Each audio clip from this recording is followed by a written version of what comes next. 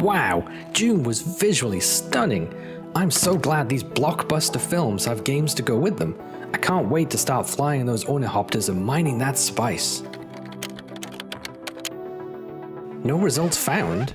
I know there was a couple of strategy games in the 90s. Is that all? There's only one thing I can do. I'll have to travel back and pick up a copy.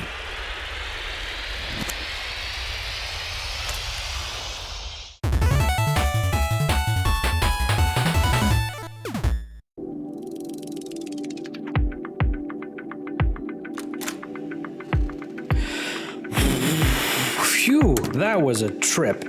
Time travel's tough, man, but we got this game though. We got it. Let's fire it up.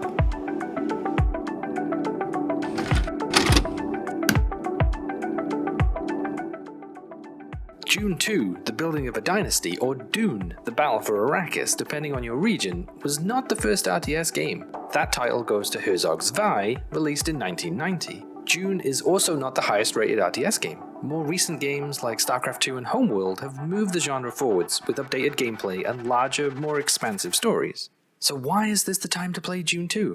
Why now? If future games are better than this one, and it's not the first RTS to be created, then why play it now? It comes down to being the pure RTS experience. It excels as a game without all those bells and whistles. To think that this game, this structure of a game, was the first attempt at what we know as the RTS genre is amazing. They nailed the format in this first game, and it's become the blueprint from this point on. If you've played an RTS game made in the last 25 years, this game is underneath, pinning it all together and showing people just how well this genre can be brought to life. And it's no coincidence that the game is set in the Dune universe. It's a fundamental component of its success.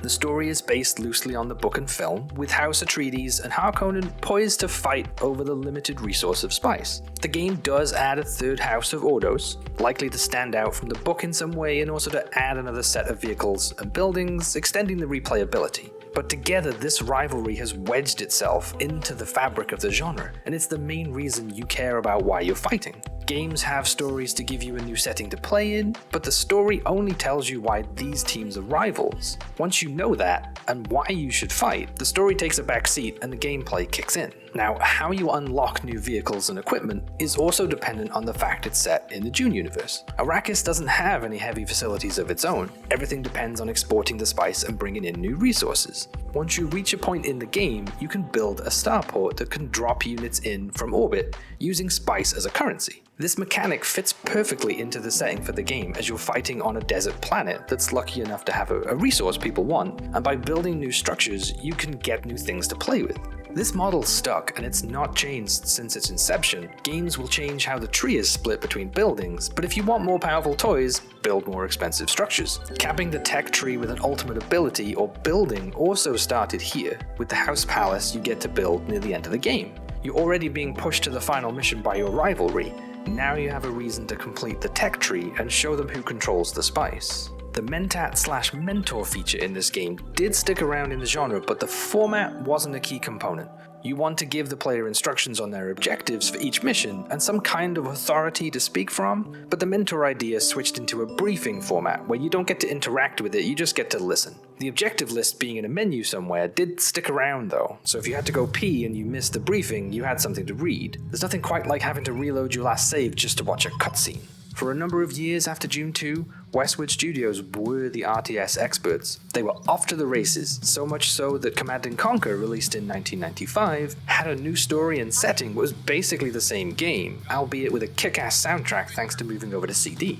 Another 8 Command & Conquer games would be released before Westwood decided to just reskin Command & Conquer back to Dune and release it again, the giveaway being that units now cost dollars and not credits. These later remasters looked a lot better than the original, but it lost something in translation and doesn't feel like the same game.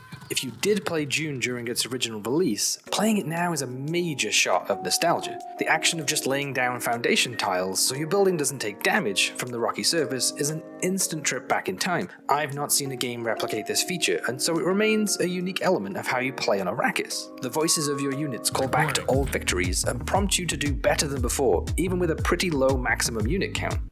Hey, these games are old, remember? Okay, so you get the idea that this Dune game had something special, and I'm suggesting pretty heavily that you should play it. So how do you play it? You've got a couple of options. The original PC game and the later Dune 2000 release are now considered abandonware, so you can download them pretty easily. Dune 2000 will run in Windows 95 compatibility mode, but as I said, it's not the best version of the game. If you're willing to install an MS-DOS emulator, for want of a better word, you can get Dune 2 running without too much work. How does the PC version compare to the Genesis, you might wonder? The PC version does have a mouse, which in a game with basic selection controls is a bonus. Besides that and your mentor only showing up in briefings on console, the games are basically the same. I did travel back in time to get the console version, so you know what my preferred format is, but it's up to you. Zero cost on PC is going to be more friendly to your wallet than trying to buy a console copy today, and don't ask about the fuel prices for the Time Machine, it's not measured in a currency you recognize. Dune 2 is on my list of games I wish I could play again for the first time. It was a mesmerizing experience that decided I would like and play RTS games for the foreseeable future, and I wouldn't have it any other way. Outside of JRPGs, because let's face it, they're JRPGs, RTS games have been my go-to when I don't know what to pull out of the backlog. I recently started playing StarCraft 2 again, and it solidified just how far the genre has come and reminds me of its roots right here in this desert of spice and conflict. If you get a chance to play this game, and I really hope you do, please come back and leave a comment on this video. I would love to hear about your conquest and how you prevailed on Arrakis. Please consider subscribing to keep tabs on what we're doing in the future, and thank you for sticking around to the end.